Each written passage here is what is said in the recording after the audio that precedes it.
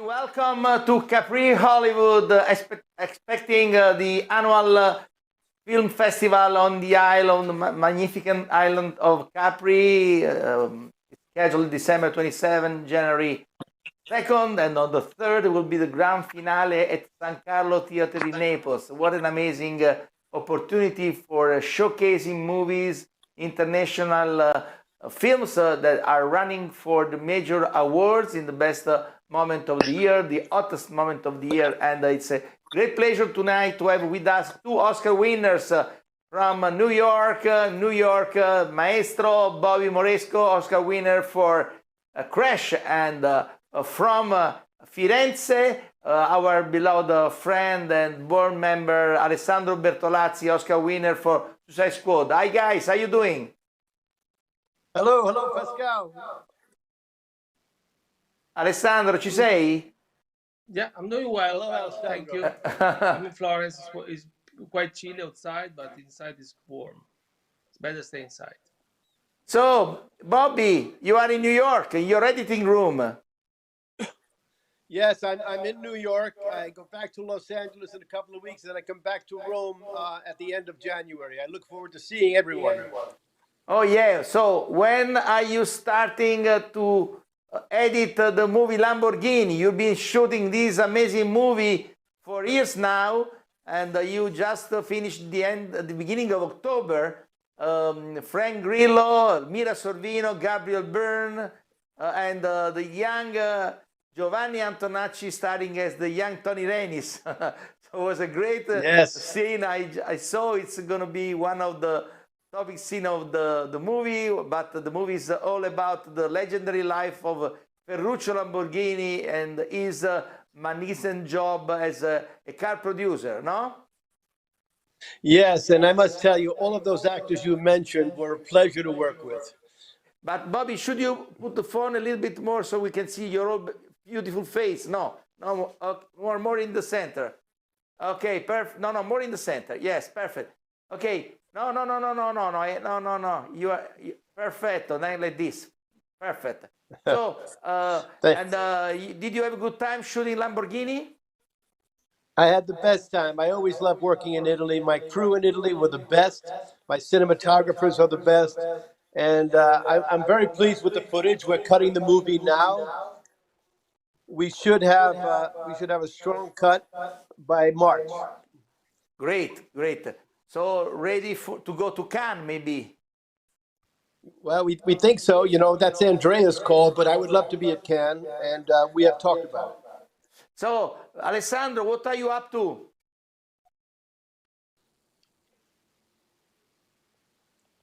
Alessandro Bertolazzi, what are you up to? No. Actually, I'm looking for some new project. We have to decide. We don't know yet, but for sure, it's gonna be New Year. We don't know exactly. Yes, but Probably what did you finish? Yeah, I'm just finished Dungeons and Dragons, Paramount Pictures on Belfast for 7 months. Was a quite a big, epic movie, like a fantasy movie about Dungeons and Dragons. The game really popular around the world. It was quite interesting, full of dragons, full of princess, full of everything, a lot of battle. Really incredible mythology story. So, Bobby, of course, my question is about how is the situation in New York so far, because we heard some weird news about the COVID back to be a big stressing problem in the Big Apple.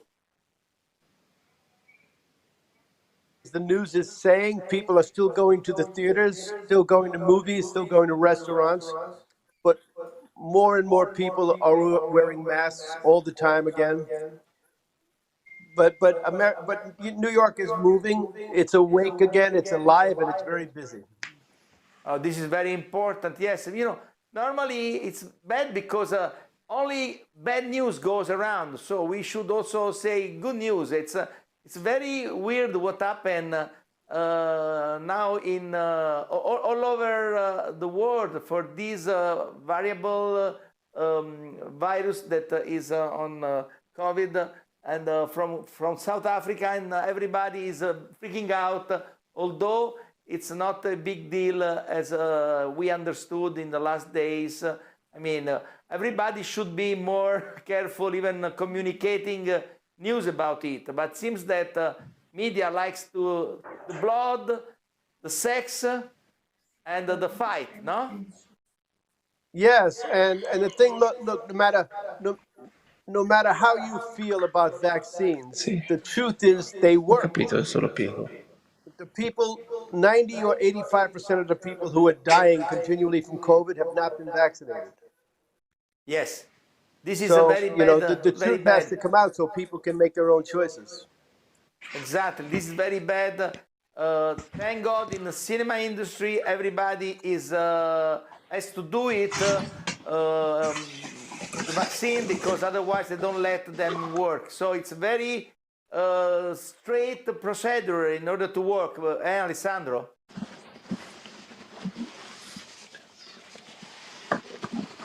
what's going on? Alessandro, are you there? Alessandro, can't you hear me? Alessandro is showing us his house, his Oscar. Can you hear me, Alessandro? Really, really, really far away, like you are in something like another room. I really don't understand nothing what you're talking about. Okay. So Sorry. I can see your Oscar, by the way. Really? Oh yeah, Yeah, there's an before. Oscar here. Okay, there. Yes, you were. Bobby, where is your That's Oscar, though? My Oscar is right behind me. I can't see it. Where? I, Okay, so this is. I don't even have a little Capri statue with me, but next time I'll be very prepared with you guys. So they're showing your Oscar. So, Alessandro, you did Cyrano with Joe Wright. Was an amazing premiere at Roma Film Festival, and thank you, I got to see the movie, and was very, very enchanting, a musical. Great cast and great direction by Joe Wright. Yeah, it was a really exciting period movie. It was about the 18th century. It was really fantastic. We shoot in Sicily. We make instead of in Paris, where normally Cyrano is play. We've been in Sicily, in Noto. It was perfect surrounding about this beautiful movie, full of character, full of great cast. Peter Dinklage played Cyrano. Is an amazing. They're really talking really serious about best actor as our winner for the next season. And then it was really enjoyable to do it. This movie was really good to explore all this period, all this character. Haley Bennett was amazing, Ben Mendelsohn, and of course Peter Dinklage, one of the best actors I work with. So when arrives this moment of the year, Bobby Moresco, everybody's freaking out for the award season. It's now in Italy. We are all excited for the release of The End of Gods, directed by Paolo Sorrentino, an amazing movie that has been Grand Prix of the Jury in Venice Film Festival, and also has been very well accepted all over the places. It has been shown before it goes live on Netflix. So the award season is a big deal for a maestro of cinema like you guys, eh? yes, I look forward to seeing that movie in particular. It looks like a great one. Yeah, but so how is the feeling for a director when or a screenwriter when it comes the moment to be judged by their peers to for the award season? Alessandro, please. No, for you, Maestro. Then Alessandro. Look, the feeling is I can't hear anything. it truly you're really happy to be there. You know, you're there with the people who are the highest in the business, the people who have consistently done good work. And you don't, you try not to think too much about winning. You really are just, proud and grateful to be there. And then when you win, you just, it surprises you no matter how much you thought there might be a chance of it. And you're excited and you're happy and you thank everybody for voting for you. And then So- you live for a couple of weeks and a lot of joy, and then you go back to work. Yeah, but it's the Oscar became also a very important moment for promoting all different values such as diversity, and Alessandro made me reflect on the fact that Peters might get a well-deserved nomination. I think that they should all focus on his incredible performance, and will be really a great Oscar winner to honor him for Cyrano this year, no, Alessandro? Alessandro, keep moving. Giovanna, mi presti le cuffie? Alessandro, keep moving for showing us his house. So we saw you have a beautiful house, but you should stop, Alessandro. He's walking man. So, Bobby, tell me, it's very important Giovanna. the award season also for promoting all different values, diversity, and every single issue, no? Yeah, I think it's tremendously important. I also like to think that Crash contributed to that. With the diversity of its cast. But look, there are people over the century, and 20 or 30 years that filmmaking has gone.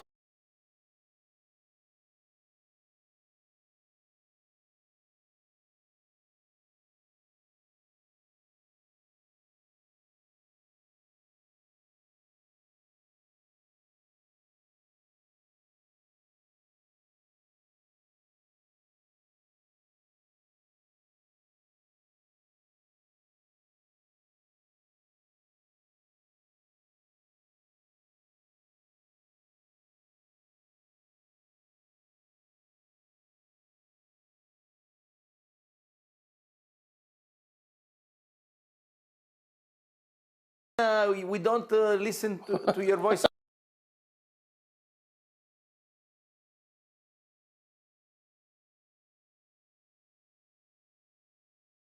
Okay, perfect. So I was talking about the great opportunity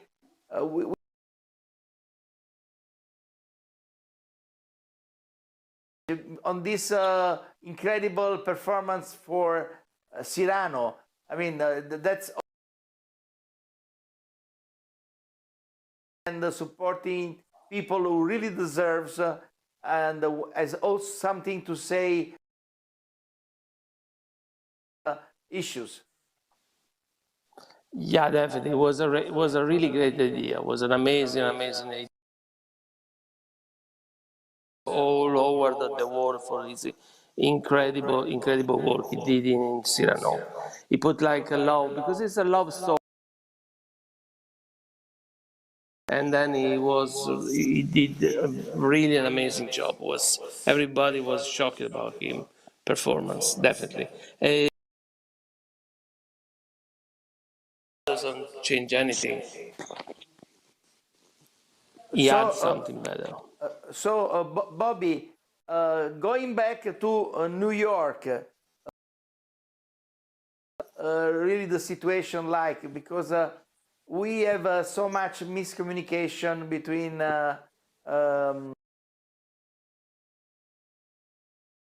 we really don't understand I mean arrives different news every single days.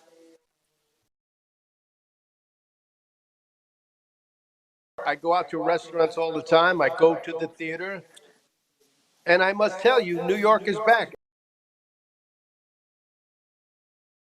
Theater, the people are wearing masks, but they're in the seats. The movie going public for some reason. Museums, restaurants, constantly busy. People want to get back to normal, and if they have to get vaccinated and wear, that's the answer. The only way we get back to normal is you get vaccinated, you get the booster if you're eligible, and you wear your mask. Yeah. So how was it during the pandemic moment? I mean, you've been shooting Lamborghini between Roma, Bologna, Cento, and no case of COVID, where I personally was a guest of yours on the set of the scene I was talking about, the young Tony Renis performing for his friend Ferruccio Lamborghini, and they got my COVID test. It seems that the organization of the Italian sets are pretty good. Well, they're fantastic. The main thing is you get tested 5 days.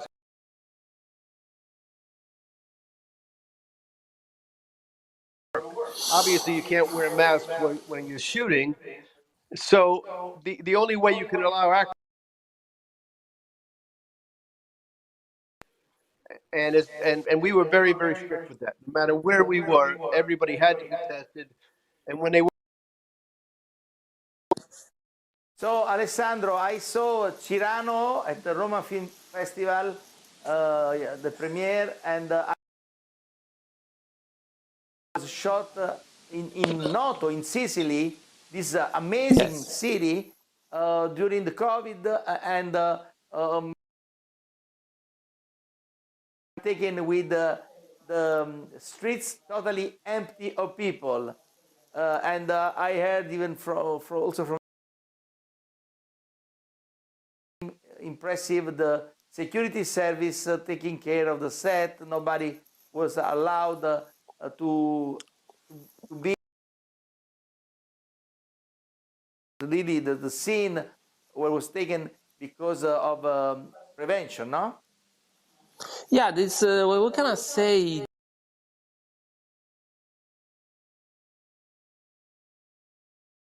To start working again, they just realized we need to make a bubble where reason was everything was closed.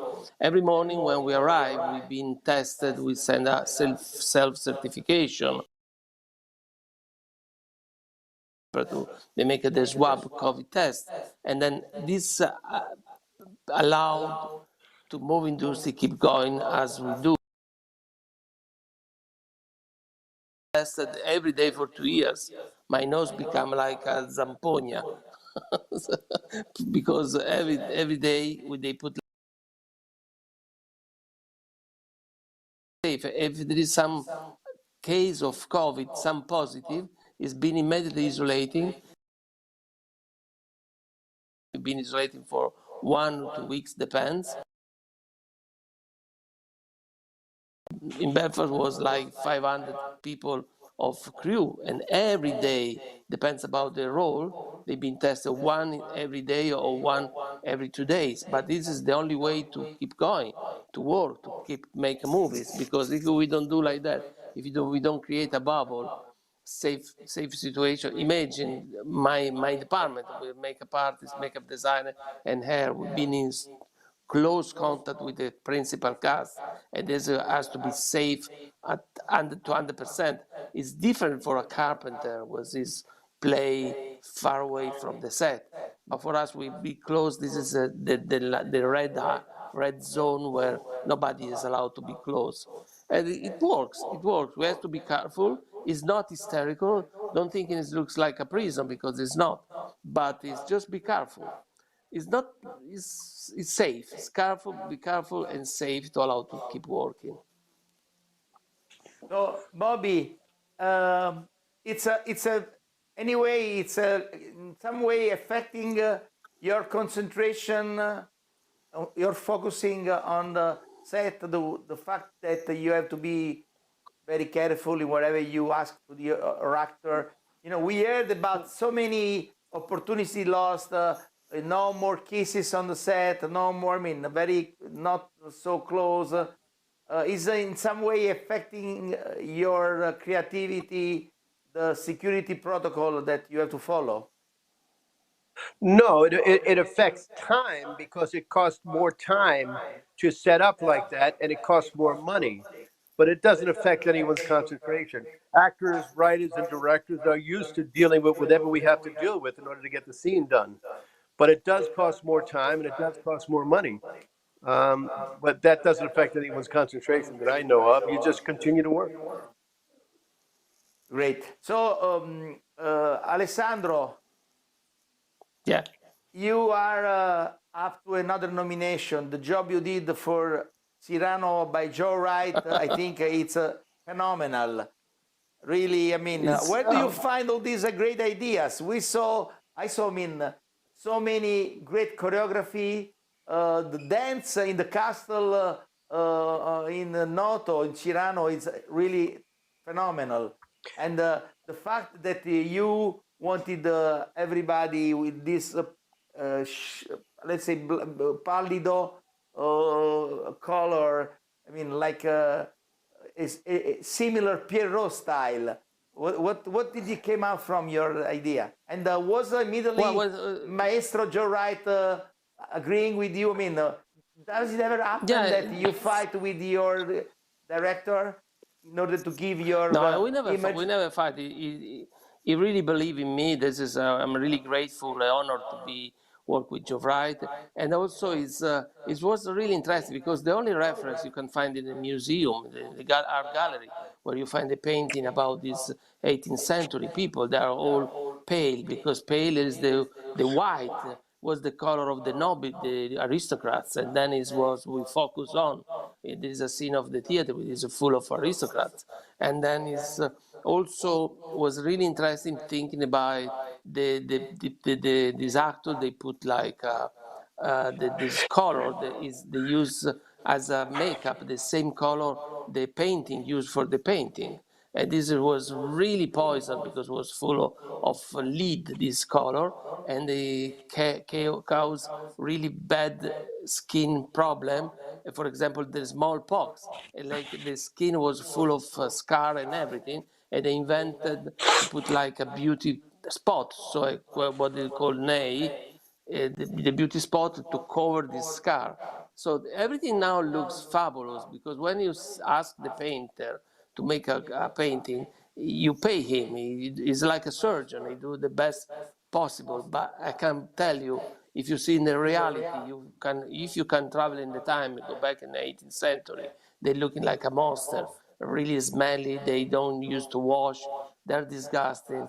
You imagine they use a lard, pork lard, for setting the wigs, and normally the mice, the rat, goes inside of the wig, and they make like a nest inside, and this is terrible. If you imagine, it was really disgusting period. And then this is the inspiration. I want to recreate the same kind of vibe. Apart Ailey Bennett and the principal cast, they looking like a dreaming. The other cast, the other extra we see in the movie, especially in the theater scene, they have to looking like a mask full of this kind of white. And I cannot tell you, Pascal, we use just two colors, one white and one red, for everyone to see what's happened. Because I was thinking, if we do everyone with the same kind of color, we make a link like a tableau vivant, where we see everyone with the same color, but little different because, of course, every face is different. It was really interesting, and you can see in the movie this. Remember, when you see the movie, you see I asked to use only two colors. Great. Bobby, tell us about your Lamborghini character, Frank Grillo. Tell us more about this Italian American actor who is growing up very well and is becoming a new important person and figure in the Hollywood system. I know that he's a great Well, boxer. Frank is not just a Hollywood star. Frank's a great actor who shows up every day and goes to work. You know, when you've got 3 or 4 weeks of one character with a bunch of dialogue every day, you need an actor to show up. Besides being talented, he's got to be ready to go to work. And Frank is both talented and a hard worker. So I was very blessed to have Frank involved in his production, and I couldn't be more excited to wait to see what the final piece looks like because he's terrific in the movie, and Yes, I he's a can. great guy to work with. Yes, I can. You are watching now him here, close to you. Yes, Frank Grillo was practicing a lot, Frank, during were you shooting in Roma? What was the question? Was he practicing a lot his box, making a lot of gym, a lot of No, not on set, but he told me every morning before he would come to work, he put our 2 hour workout in. So it's But we are, Frank and I love working together so much that we've now signed on to do our next movie together.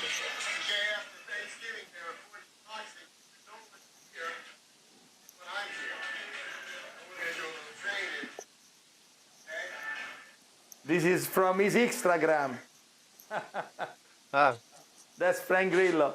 So, Bobby, and tell us about Gabriel Beer role. He does Ferrari, no?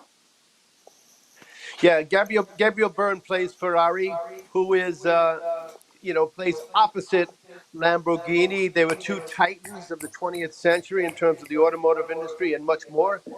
And they could have been friends possibly, but they turned out to be competitors and two great competitors. And we examined that competition during the course of the movie. Ira Sorvino?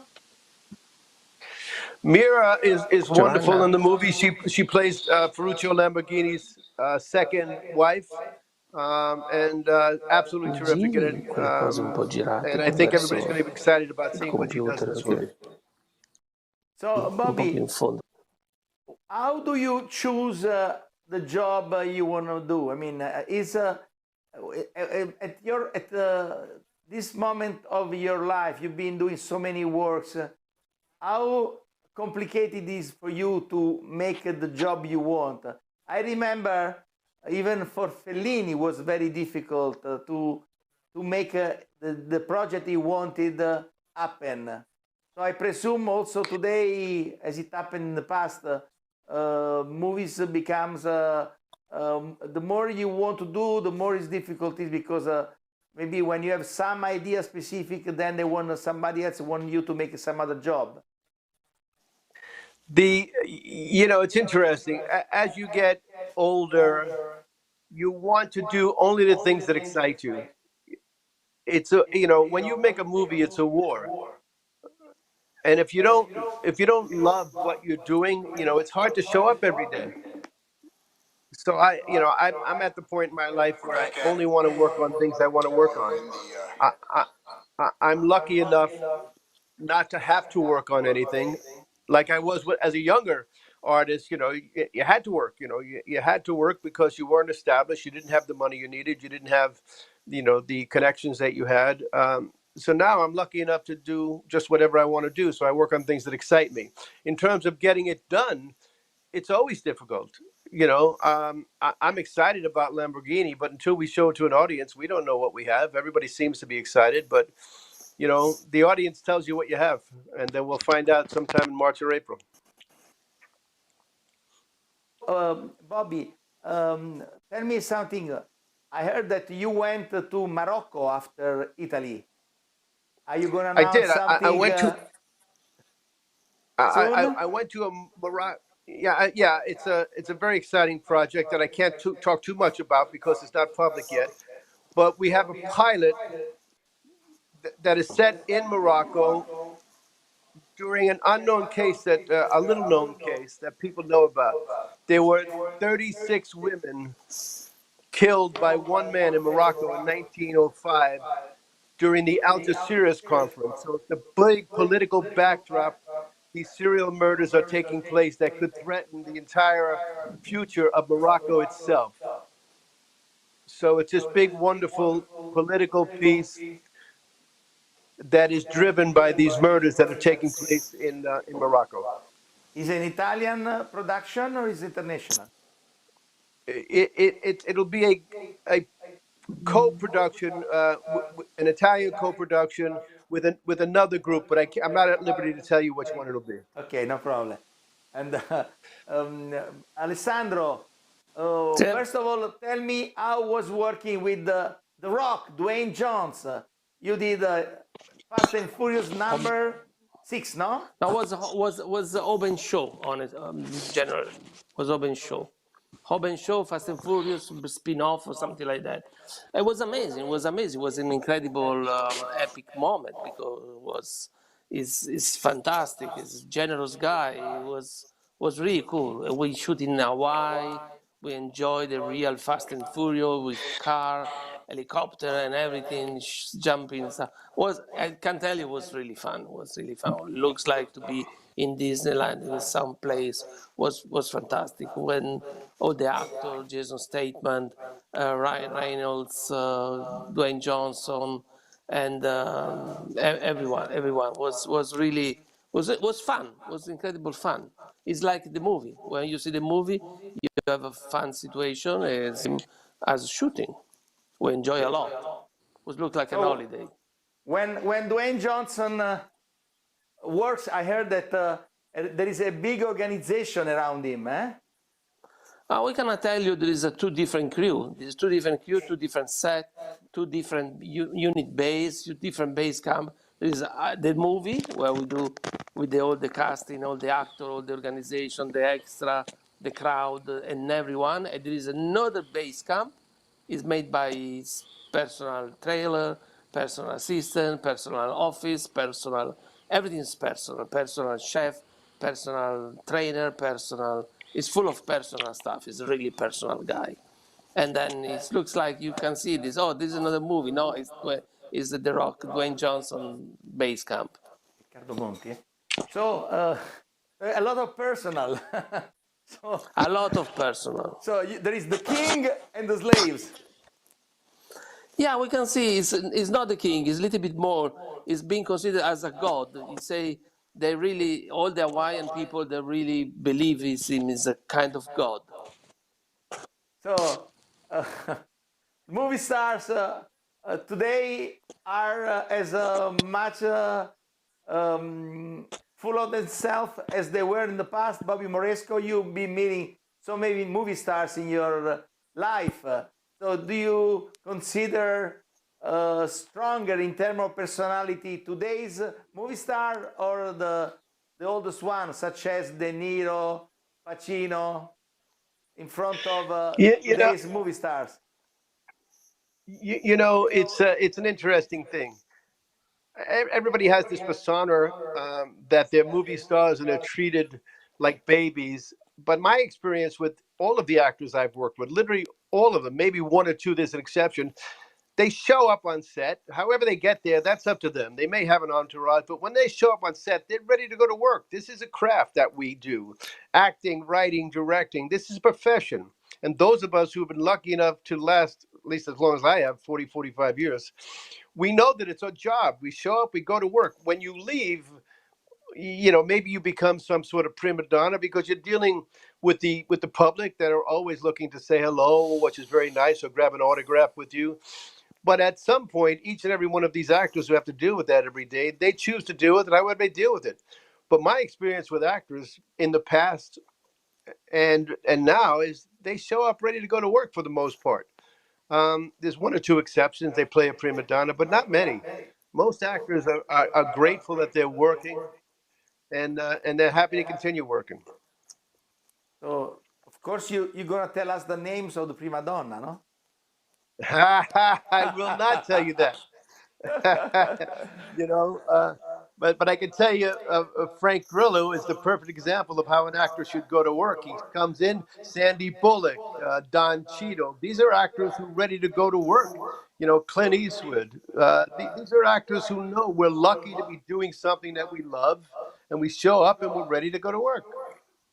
I see. You're very political, Bobby. You're going to run for president maybe one day. But it's true. I mean, what I just said is absolutely true. My experience with actors has been great. They want to do good work, and they look to a director to help them get there. So let me find out if Alessandro Bertolazzi is going to tell us something more about how he's working on the set between the husband director and the wife actress. His latest experience was with Joe Wright and Ali Bennett. And so you're going to tell us all the secret about Cyrano. Yeah, sure. You can waiting. Let's waiting. You want to start now? Yes, please. Know the secret? The really dirty secret? You have to wait in a lot. But it's complicated to manage. they're really professional. Yes. They believe in their job. They're both super professional, and there's no problem at all. You are very political Sometimes too. it's easy because this kind of relationship is already done, and then it's nothing, no drama, and then they're not wife and husband, but they're director and first actors. That's it, easy. Bobby, what does really interest you today? I mean, you've been doing so many jobs in your life, and you had the pleasure to work in Italy. Now that is your favorite country and the country where your parents came from. So now you are a maestro. You are an Oscar winner. I mean, you have all the satisfaction you could ever have. What does really interest you today? Well, you search for the things that are important in your life. I'm a father, I'm a grandfather, I'm a husband, I'm a friend. I live in the world where the political situation is in danger of going to a place where the world has not seen since the 1940s. And so you try to write, direct, produce pieces that speak to that, the condition today that we all face. I don't want to get too political, but there is a rise of authoritarianism, not just in the United States, but all over the world.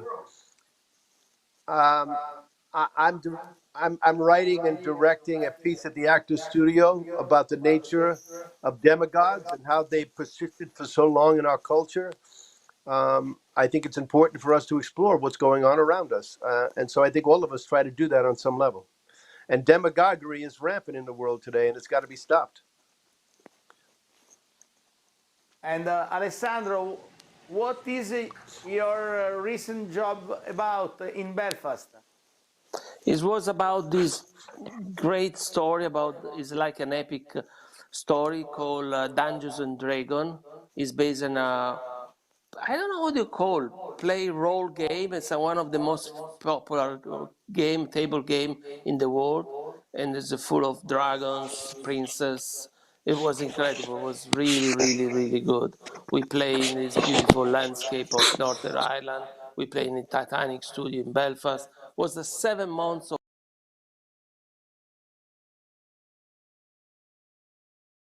work, like 3 months of prep and 4 of shooting.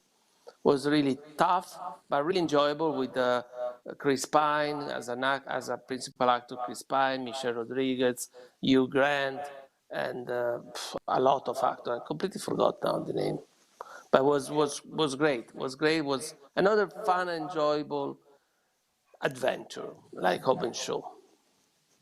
I'm So, quite lucky. I do a lot of beautiful job that I'm really proud about it. Riccardo Monti, one of the Italian manager working worldwide. Hello, Riccardo, I can't hear your voice. La voce di Riccardo non si sente. Riccardo, can you talk? È frizzato. Ok. So Bobby, you told me that you're gonna come to Italy on the end of January, so you're gonna miss Capri Hollywood. I Yeah, think I'm I'm here. I'm happy to back. miss Sorry. Capri Hollywood. Sorry. We're I'm cutting back. in Los Angeles, and I have to be here to cut.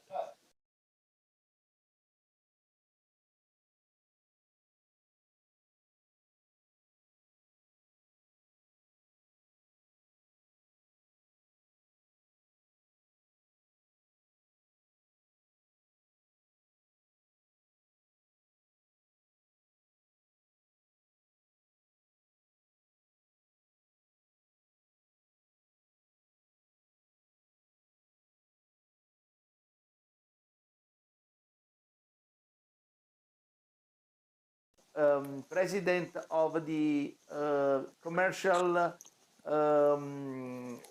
office, Trade no? agency. The trade agency. Yeah. Yeah, the trade agency. So what the opinion you got now after a few years about the Italian, and considering you are constantly around the world traveling, what's the opinion that we got now all over the world as filmmakers? Well, the movie and the content industry is really booming. The issue that Italy is not doing enough big production, but there is a lot of production with very good quality, and I also am very hopeful for this year Gesù, che Oscar campaign, scarpello. because I think the movie from Sorrentino is a real masterpiece. And some American friends have seen it and they loved it. So I have really great hope for this movie to win the Oscar and to relaunch. Italy has been doing pretty well as a location, has been doing a lot of production of mid-size, but I think now we have to make a step ahead and do more mega production, both local that are like native in Italy and also shot in Italy. So that's the name of the game. And I think the gentlemen here, they can help us big time. I want to say thank you to Alessandro Bertolazzi for joining us, and the maestro Thank you. Bobby Moresco. And we're going to go soon live again in a few minutes with other friends, expecting Capri Hollywood, December 26th, ending January 3rd for a great gala at the Theater San Carlo in Napoli. So stay with us for a few minutes. And Riccardo, you also stay with us. Ciao Alessandro, ciao Okay. Bobby. Ciao. I will Ciao, ciao, connect Pascal. in a Thank few you. minutes, okay? Ciao. Bye, everybody. Mi ricollego in 5 minuti, ok? Grazie. Ciao, ciao, ciao, A ciao, dopo grazie a te. ragazzi, ci vediamo tra Ciao, breve. ciao.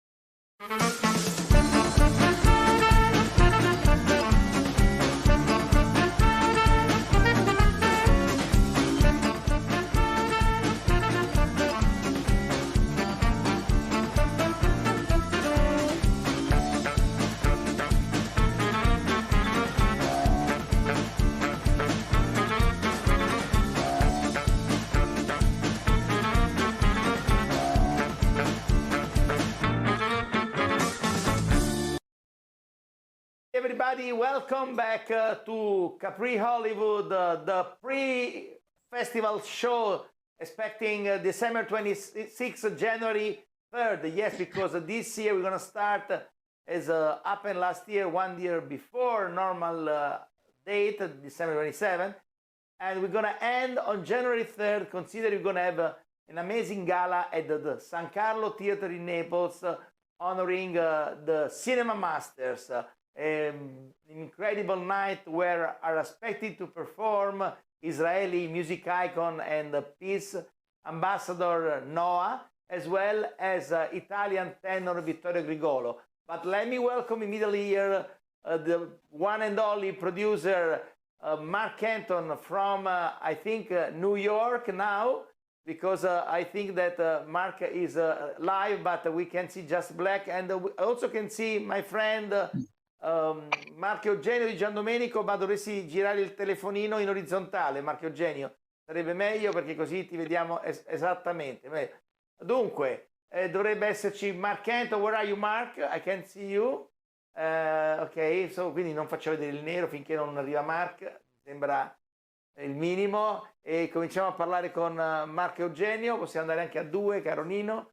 Allora, è un piacere parlarti. Tu sei un grande esperto, critico d'arte, allestitore, curatore di mostre. Recentemente all'Accademia di Brera hai proposto una mostra che rivedeva a Capri Hollywood di Roberto Rocco, Sacro Profano, un grande esperto di arte contemporanea che sa valorizzare così come si deve il talento di artisti come Roberto Rocco che essendo artisti puri a volte magari tralasciano un aspetto molto importante che è quello del fascino anche del mistero degli artisti, no? Assolutamente, assolutamente. Un saluto a Pascal che dirigi sapientemente questa manifestazione che rende merito al cinema italiano e al cinema mondiale da anni. E diciamo sono critico d'arte e curatore d'arte contemporanea e diciamo che ho perorato da subito l'arte di Roberto Rocco, che è un artista che è sulla scena da più di 50 anni, che ha fotografato le più grandi star del mondo e che dal 2020 si è confrontato con una nuova tematica che è quella del sacro e del profano, la spiritualità nell'era contemporanea, che ci tocca un po' tutti anche in considerazione di questo periodo così triste che abbiamo vissuto, speriamo ormai in fase finale, che è quello della grande pandemia. Quindi dopo Milano, dopo Brera, non poteva esserci location migliore che il Capri Hollywood, perché comunque Rocco nasce dal mondo del cinema, a parte la sua affiliazione con Elizabeth Taylor e con la bisbetica domata di Zeffirelli, lui ha navigato in questi anni in America, in Italia e non solo, per promuovere le più grandi attrici, i più grandi attori, i più grandi personaggi dello spettacolo planetario. Oggi ha costruito questi tableau vivant, questi set teatrali che poi ha documentato a livello fotografico, che sono delle vere e proprie opere d'arte. E come dicevi tu, caro Pascal, apprezzate in accademia nell'esposizione che c'è stata a fine ottobre scorso. Grazie Marco Eugenio, and let's welcome the one and only Mark Anton, I suppose from New York City, no? Where this morning we had a little snow, and we're just coming off of an incredible long Thanksgiving weekend filled with family and friends and animals and food, and it was very the winter arrived just as Thanksgiving did, so it was great. So I left you before COVID with the all black beard. Now in 1.5 years you become like Santa Claus, white beard. What's the matter with you? No. Number one, I'm more popular than ever, so I don't really worry about it. And number I know, two, but you're trying to and emulate number George two, Clooney, eh? Number two, George Clooney. Yeah, I think that the pandemic made us all a little more real. You know, they ran out of the supplies, all the hair dye and the beard dye. So. So, Mark, how is your feeling right now? I mean, I know that you've been working hard with your daughter Dorothy Canton, producing this amazing TV show Power for now Right. many years, and you keep working, although the situation is complicated more than everything for producing any type of audiovisual. Very complicated, but you know, I think that everyone has reached the point of staying healthy. We follow the protocols, everyone on the sets. We actually have now 3 shows, 3 spin-offs of the original Power. Ghost is in season 2, Raising Kanan in season 2, and Tommy, the Force, we will debut in February in Chicago. And we just follow the protocols, the vaccines, and everybody, continues, as you know, Pascal, making movies and television takes an entire village, and everybody who wants to be in the village has to follow the protocols, and people are happy to be doing it. So we also have now debuted our animated show on Fox and Tubi, the Freak Brothers, that we're getting incredible response on. This is what we did during the pandemic. You know, we created an animated series I had never done before, and with Woody Harrelson and Tiffany Haddish and John Goodman and Pete Davidson from Saturday Night Live, and that's on Sundays also. So we're very proud of the work. You know, we also went off to the Dominican to make the Wahlberg movie, which will come out early next year. So we're working. We're always a little distressed by travel, and of course with this new variant. But I think the attitude in America this time is more positive because more people are understand that it's not a political issue, it's a health issue. And who wants to be sick? Nobody I know. So everybody is doing what they need and getting vaccines and going back to work. So that's our attitude. We're looking forward to coming to Italy as soon as possible. Yes, we feel very proud because the minute the European Union opened the frontier on July 1st, 2021, everybody but you were flying to Italy because you all love Italy. You are the first Italy lover. But I mean, it's incredible. And now we feel a little bit frustrated because, I mean, this stupid pandemic is coming back in little stressy way because of so many people does not make their duty to have the vaccine. I mean, this is too bad. It's too bad. And, you know, again, we all know we're human beings. It's not about politics. It's about protecting yourself and your family and your friends and strangers. And if everybody would just follow this, then we would really probably be closer to eradicating this. And I think that this time, hopefully, people will have had enough. And those who were so selfish will understand that we are only one world, you know? So that's where we are big advocates of this. And I can tell you that if it wasn't for production, I would be proud to be in Capri, but I completely intend to be in Ischia with everyone that you know and invite and fresh people next summer. And that is for sure. So, Mark, tell me what is the feeling now? I heard that many people are leaving Hollywood and moving in other state of America. We recently saw that China is been making a big studio. They call China Hood. I mean, what's going on? They're trying to No, you know, I think move like a lot of things, Hollywood, the other part you know, of the world. Pascal, I think that in America, CNN and Fox are both now very on extreme left or right, and they like to blow everything up so that people watch.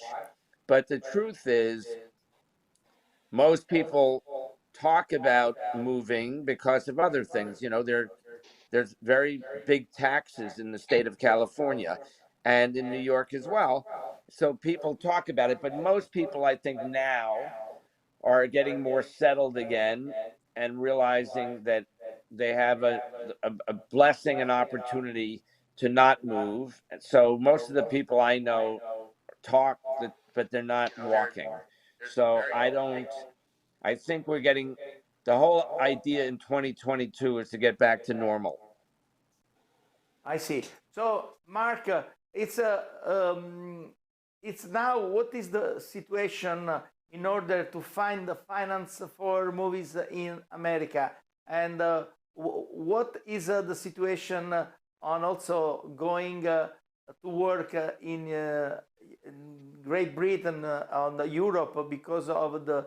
I mean, it seems that they're really trying to push a lot around the world and not to stay anymore in UK, in America. Yeah, I think, you know, again, it depends on the governments. People that we all know, you know, Tom Cruise and Keanu and everyone, they've shot in Europe, Italy, and the UK and other places. We shot in the Dominican Republic. We're going to do a movie in March in Puerto Rico and in the Dominican. So I think that the financing is very good, actually, because a lot of people have made a lot of money during the pandemic at the high end, crazily enough. It's very unfortunate that it's not more balanced. But as far as content goes, with the new streaming really having taken the world over in terms of the theatrical world, there is a lot of opportunity now. If you're a talented writer, you should write because you can do very, very well. Actors have a lot of choices because people don't want to just sit home anywhere in the world and watch nothing, right? As you know, our friend Andrea Leone, we're now going to do at the end of January in Bulgaria the number 5 after movie. We've already up to number 5. We filmed the numbers 3 and 4 last year during the pandemic in Sofia, and the only people that went were the people that needed to be on the set. But I think that's a part of it. But I do think, again, I intend, with our friend Avi Lerner, I think we'll start, if we close the director deal April the 1st, Red Sonja in Greece and Bulgaria, like they're shooting Expendables. So I think there really is a lot of opportunity, Pascal. And I do think that will be good for the working people in countries like Italy, like in Bulgaria. And it's just a matter of you really have to follow the protocols. On our TV sets, there's a process every single day in terms of testing, in terms of vaccines, and what happens if anyone gets sick. So we're pretty, it's become a natural part of our production existence. So I feel very confident right now. A year ago, I was not. Now I am. So you've been around in the industry for many years. Right. How is your feeling now? How is it changed with all this uh, struggling for pandemic and any type of problem that is around worldwide? It's a very complicated moment. I mean, when we talk It's a about very it, complicated moment, but we both know that Italy was complicated before the pandemic because, we were often trying to finance movies. Again, it's complicated, but if this new variant, if we get it under control, which I believe everyone will, because everybody's working together, all the countries this time, I feel like if people just go by the rules, we'll be able to make movies and be healthy. Again, I was in Dominican for 2 months, Dorothy and me and everyone filming, and Tucker Tooley filming, and we had no problems. Some day people got sick, but the people that had the vaccination, it was like having the flu. So that's the main thing. We can't, if people are not going to go by the rules, they can't be in the movies or television. You can't do it. It's like any business. You can't run the business if the employees are not going to according to the human resources guidelines.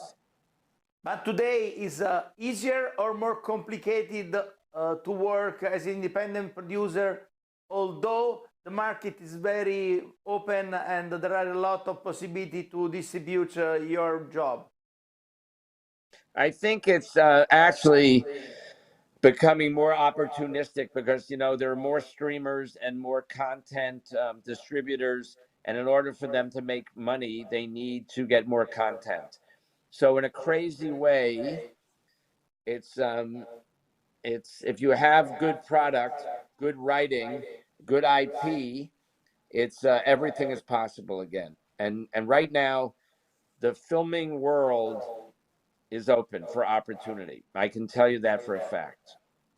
So, Mark, you had many experiences working in Italy, and you are, Right. of course, an Italy lovers. Now, Right. what's your feeling for Italy? Watching all type of news from abroad. Well, I think people I mean, when they watch the Gucci movie, everybody wants to go to Italy. When you see any news, it seems very uncertain. And of course, I have great Italian brothers like yourself and Johnny Nunari. And when Johnny is sitting in LA watching the news, he's very concerned. So if he's concerned, I'm concerned because I think nobody knows Italians like Italians. So I feel like we still have to hope that the cultural ministers and the movie authoritarians allow the opportunities, because there's so much talent and there's no country in the world with better locations, more incredible studios. So it's a matter of the politicians realizing that in order for the Italian people, the crew, and everybody involved to work and make a living for their families, they have to be welcoming to international. And I feel like they will, but I feel like so far other countries like Bulgaria, Germany, the UK, the Dominican have been easier to work. Mark, you've been around so much, you've been knowing so many stars, you've been watching so many projects from the beginning until the end. You're really somebody who can say his word with a lot of credibility. So today, no actor lasts as much as they lasted the one before. Today, it's very difficult that the movie is becoming a classic as so many movies that you have been producing. What's your opinion about it? Yeah, I think. Listen, with the advent of streaming, there's still a great debate. If you can't go to the theater, is it really the same? Is it really a movie that will become a classic? And on the other hand, when Gucci, when Ridley makes a movie, or Marty makes a movie, or the great filmmakers make a movie, you want to go to the theater, but not everyone can these days, right? People feel safer at home. And also the distributors understand that. So I think it's a little bit uncertain how all of this ties together. Because for me, it's just not the same to consider something a classic if I'm watching Gucci on my television the way I would watch it eating popcorn in the giant theater. I don't know, it changes the experience, Pascal. But in terms of contents, do you think that today authors are as good as the one before? I mean, asking these questions, I become immediately nostalgic, but I am, because I can't see so many movies. I can't watch so many movies as good as it was in the past. Right. I have a lot of respect, as you do. Nobody has more than you and me for filmmakers. So we're always hoping that we all make great movies. But I agree with you. I feel that we haven't seen anything in several years that I personally feel is the greatest I've ever seen. I mean, it's been a long time since I really have stood up and cheered like I did in the days of Forrest Gump.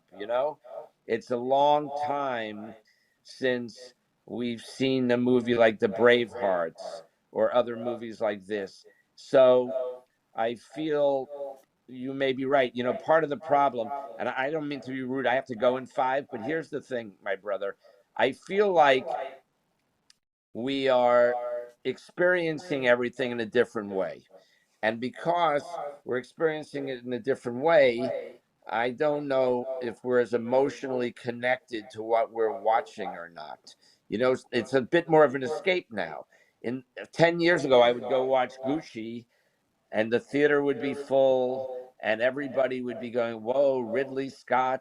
And I might be judging the movie from my experience differently than I am now. Now I'm just grateful to see a movie. You know what I mean?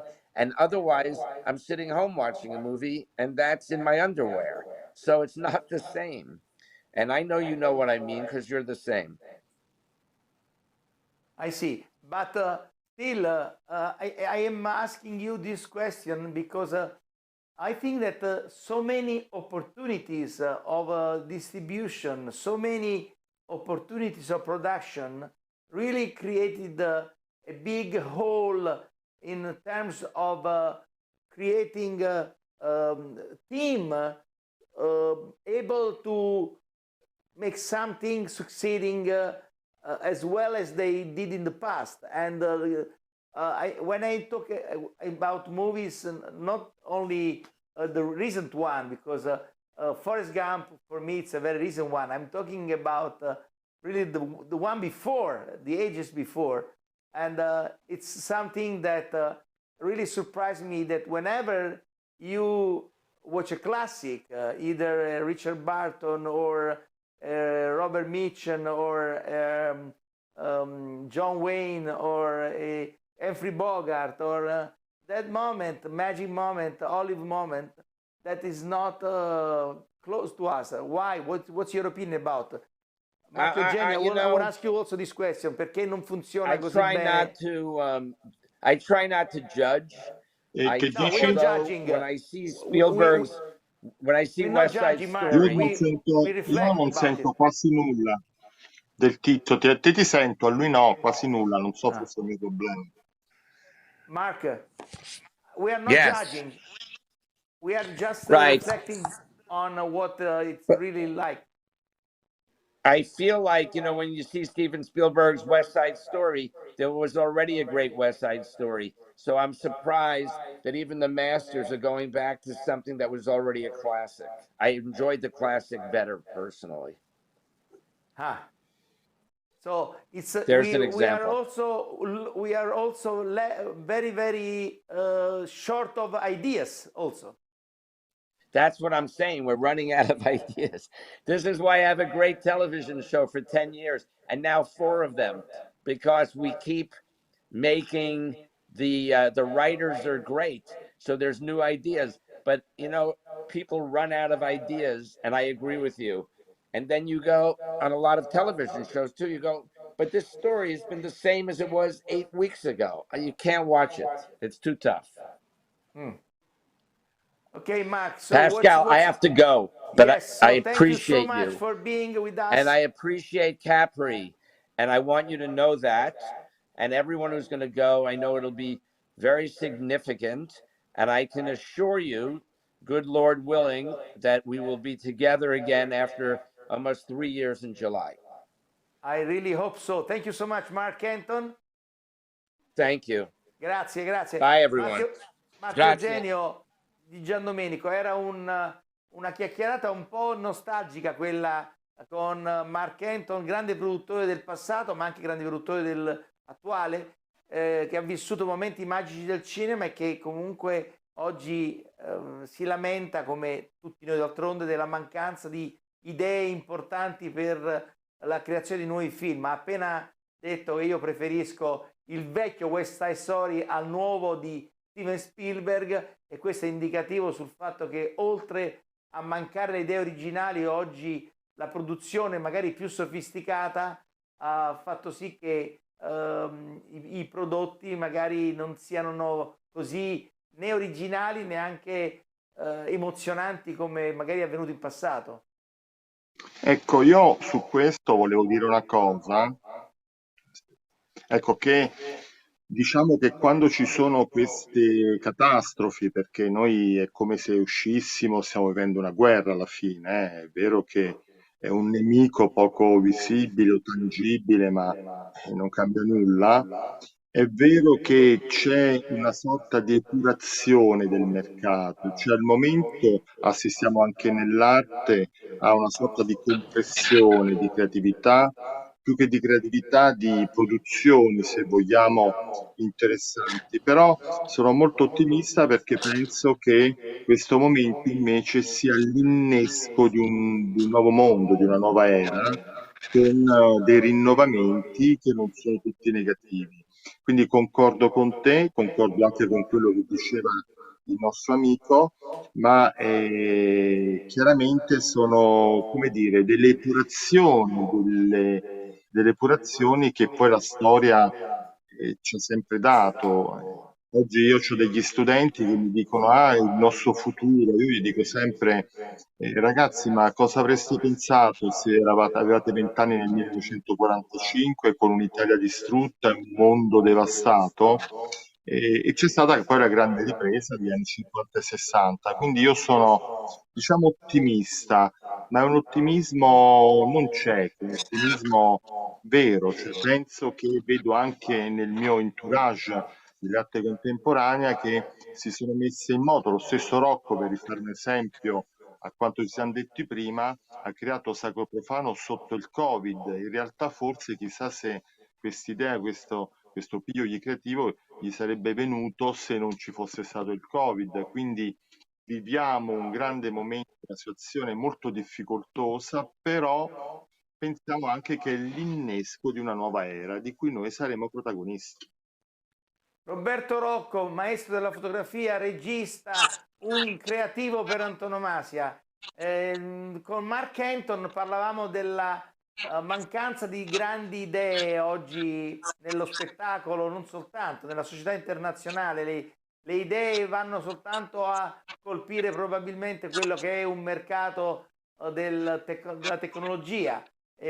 Forse le idee più innovative sono oggi di andare a fare passeggiate Cafonal sulla Luna, ma magari non ci sono idee che in qualche modo riescano a coinvolgere la gente verso il miglioramento della qualità del pensiero, dell'arricchimento culturale. Tu su questo fronte sei per la società di oggi o sei nostalgico rispetto al passato? Io sono molto nostalgico, Pascal, sono molto nostalgico e credo che ci sarà un ritorno. Sentite? Arriva Sì, l'auto. sei un po' troppo lontano dal telefono e dovresti metterlo in orizzontale, se non ti dispiace. Non riesci? Eccolo. No, no, allora no. Eccolo. No, neanche così. Non Allora mi devi riesce. metterlo in verticale perché vuol dire che ce l'hai bloccato. Ok, però avvicinati un po', Robby, se no non sentiamo la voce. Dicevo che io sono un nostalgico e fa molta tristezza vedere tutto ciò, ma credo che comunque ci sia un ritorno perché tutto è ciclico. Per cui secondo me nei prossimi 20 anni ci sarà un ritorno perché tutto è ciclico. Però Io il nostro amico personalmente Mark Anton diceva che ha rivisto adesso West Side Story diretto da Steven Spielberg e non gli è piaciuto così come gli piacque l'originale, quindi magari tutto torna ciclicamente ma poi non torna nella miglior qualità. perché Secondo te siamo viziati. è un giudizio critico dettato dalla nostalgia o un giudizio critico dettato dall'analisi oggettiva del valore, del talento, della qualità? Questa domanda vale anche per Marco Eugenio. Vai Roberto. Marco, vai. Marco Eugenio, Marco? allora chiede la parola a te prima. Ma allora, dal mio punto di vista, beh, chiaramente hai, come dire, messo in ballo un film molto importante. È chiaro che l'arte non ha tempo, non ha età, nel senso, se noi prendiamo per esempio delle immagini, dico una per tutte, vi abbiamo nominata prima, per esempio di Listello del 55, degli anni 50, sembra una foto tutta ieri. Cioè in realtà un qualcosa che sembra obsoleto potrebbe non essere molto artistico, cioè non è che noi vediamo un quadro di Raffaello e diciamo è vecchio del 1500, cioè l'arte ha nelle varie epoche storiche sicuramente il meglio di sé nelle varie tipologie, che, a parte il cinema, ma anche la pittura, la scultura, anche la fotografia e le altre.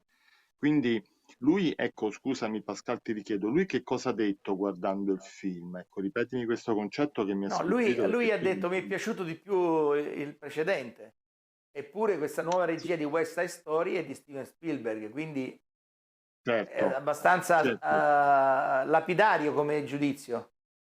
Certo, secondo me è un giudizio difficile I questo. remake sono sempre complicati. Io ricordo anche Sì, un Sabrina rifatto da Harrison Ford sì, e Julia Ormond, e sicuramente ben altra cosa era quel Sabrina fatto da Humphrey Bogart. Cioè l'originale secondo certo, me sovente è molto meglio certo. del remake.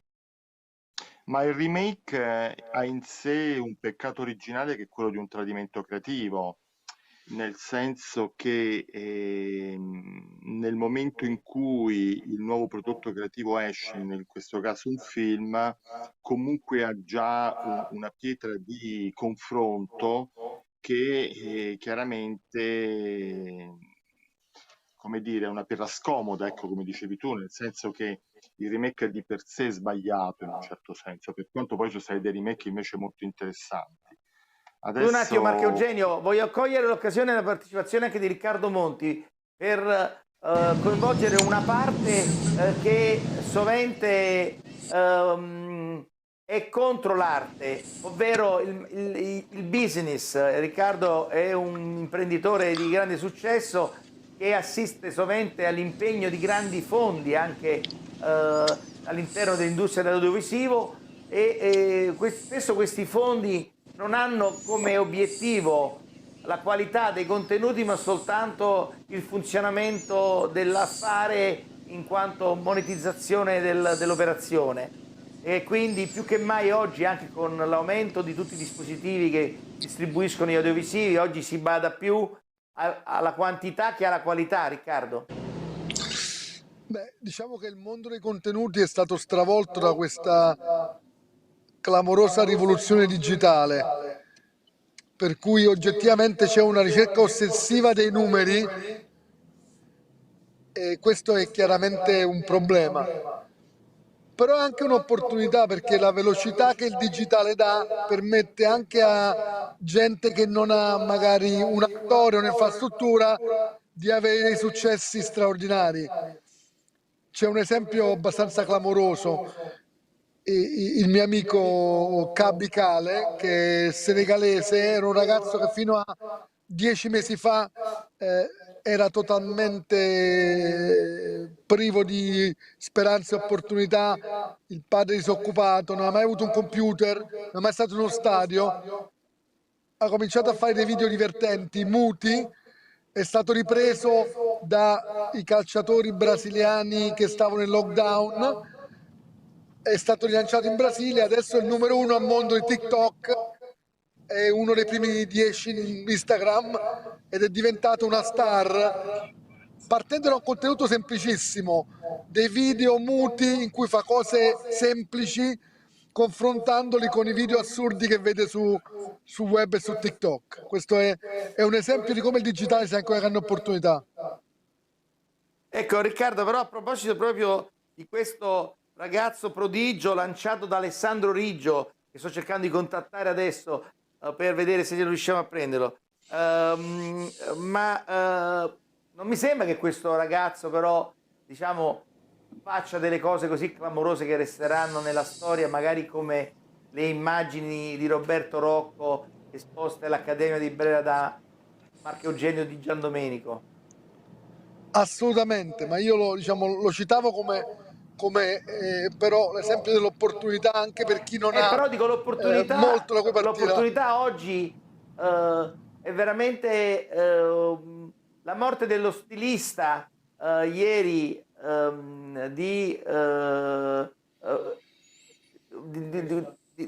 io non ricordo il nome, mio figlio lo conosce a memoria perché è di due brand molto famosi. È velocissima la comunicazione, così, però diciamo magari non conoscono il maestro Roberto Rocco che invece ha lasciato delle pagine tangibili nella storia e probabilmente di produttori di scarpe, cioè il business per business ha sostituito quelli che sono i valori attraverso i quali siamo cresciuti un po' tutti, te incluso che sei un uomo d'affari? Assolutamente Ecco, sì, su questo io però io vorrei dire una credo cosa. nel fatto che tutti i mercati, compreso quello dei contenuti e dell'arte, sono in qualche modo segmentati e quindi ci sarà sempre un spazio per un grande maestro di fotografia come l'amico Rocco e magari spazio per chi fa una foto di sfuggita da un motorino e la mette sui social e fa 10 milioni di views, ecco. Non voglio essere ottimista a oltranza, ma credo che la segmentazione dei mercati, tutti i mercati dei contenuti, compresa l'arte, possa trovare spazio per tutti. Nello specifico aggiungo un tema, che l'arte è anche ultimamente una grande classe di investimento, nel senso che negli ultimi 30 anni, statisticamente, la migliore asset class in assoluto, quella con i rendimenti migliori, è stata l'arte. E tanto per fare un altro esempio, ormai per i super ricchi tutte le grandi diciamo, banche che seguono il wealth management consigliano di fare anche un investimento su produzione di film e contenuti. Quindi ancora una volta è anche un'opportunità perché la democratizzazione di queste industrie fa anche sì che si creino nuove opportunità di attività perché ci sono nuovi investitori che si affacciano. Marco Eugenio o di Giandomenico, volevi dire qualcosa a riguardo? Sì, no, volevo dire una cosa, che volevo fare una notazione culturale. C'è un filosofo sudcoreano che si chiama Byung-Chul Han, che tra l'altro è ordinario all'Università di Berlino, che dice che siamo nella società della trasparenza. Ecco, tornando al discorso del film, il problema non è il contenuto culturale o creativo che funziona, è la comunicazione che diventa oggetto. Cioè in realtà non si vende il film, ma come viene promosso e quali sono i meccanismi di marketing, grazie ai testimonial, grazie a tutto quello che noi sappiamo, entrano in ballo. Quindi in realtà i social, cioè le nuove tecnologie, hanno ampliato il ruolo della comunicazione quasi come oggetto, al di là dell'aspetto artistico e culturale dell'opera filmica. Quindi magari in un film che non funziona compare la Ferragni, dico un nome a caso, e il film ha un ritorno in chiave di botteghino, tra virgolette, o comunque di audience superiore a un film più impegnato, con attori più impegnati, professionisti, eccetera. Cioè c'è un problema, questo anche nell'arte, nelle altre arti, come la comunicazione non è più uno strumento di promozione, ma diventa l'oggetto, cioè il like, don't like, quanti consensi questa procedure mi dà, al di là poi degli aspetti culturali e creativi. Io poi Pascal ti avevo detto di questa cena, vi saluto tutto, saluto il mio fraterno amico Roberto Rocco e anche gli altri, e poi Bene, io magari un'altra ringrazio volta te, caro approfondiamo. Marco Eugenio di Giandomenico, ringrazio Riccardo Monti e Roberto Rocco e aspettando Capri Hollywood, arrivederci, live from Capri. Un abbraccio, un abbraccio.